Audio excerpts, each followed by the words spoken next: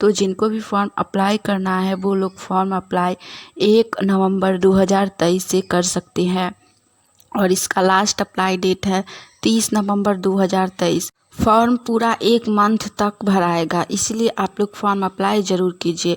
Form online के माध्यम से भरा जाएगा। जिनको भी फॉर्म भरना है वो लोग 1 नवंबर से लेकर 30 नवंबर के बीच में कभी भी इस वैकेंसी के लिए फॉर्म अप्लाई कर सकते हैं। इसके बाद हम लोग जानेंगे इस वैकेंसी से जुड़ी एज लिमिट के बारे में, यानी कि उम्र सीमा के बारे में। तो इसमें मिनिमम एज यानी कि न्यूनतम उम्र 18 वर्ष रखा गया है और मैक्सिमम एज यानी कि अधिकतम उम्र 27 वर्ष रखा गया है। जिनका भी एज 18 वर्ष से लेकर 27 वर्ष है वो लोग इस वैकेंसी के लिए फॉर्म अप्लाई कर सकते हैं। इसके बाद हम लोग जानेंगे इस वैकेंसी से जुड़ी पोस्ट डिटेल्स के बारे में। इस वैकेंसी में टोटल 496 पोस्ट रखा गया है, जिसमें कैटेगरी वाइज अलग अलग पोस्ट रखा गया है, यानी कि जाति वर्ग के अनुसार अलग अलग पोस्ट रखा गया है। तो इसमें सबसे पहली कैटेगरी है यूआर। इसमें टोटल पोस्ट 199 रखी गई है। दूसरा है ओबीसी कैटेगरी, इसमें टोटल पोस्ट 140 है। उसके बाद है ईडब्ल्यूएस कैटेगरी, इसमें टोटल पोस्ट 49 है, यानी कि 49 है।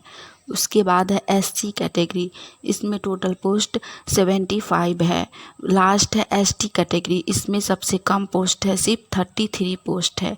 इन सभी पोस्ट को मिलाकर इस वैकेंसी में टोटल 496 पोस्ट रखा गया है।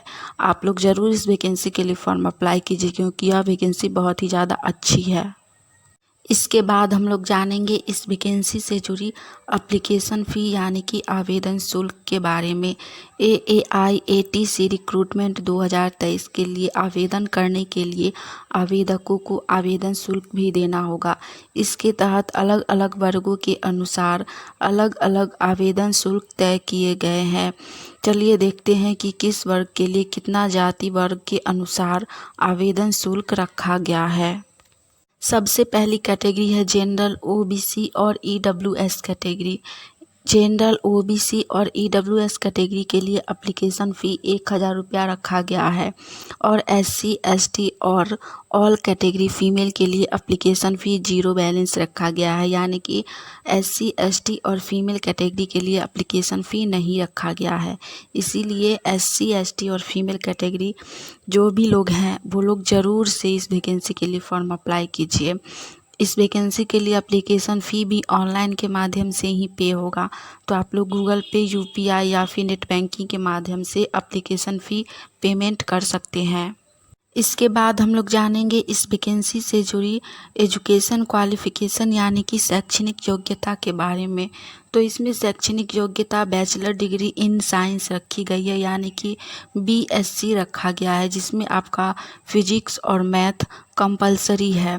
अगर फिजिक्स मैथ है तो ही आप लोग इस वैकेंसी के लिए फॉर्म अप्लाई कर सकते हैं, या फिर BE/BA tech degree in branch physics and mathematics as a subject in any one of the semester, यानी कि BE या फिर BTech होना चाहिए आपका।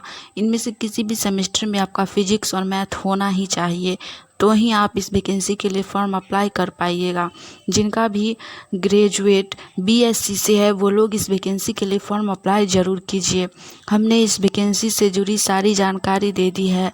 अगर आपको यह जानकारी अच्छी लगी हो तो वीडियो को लाइक कीजिएगा।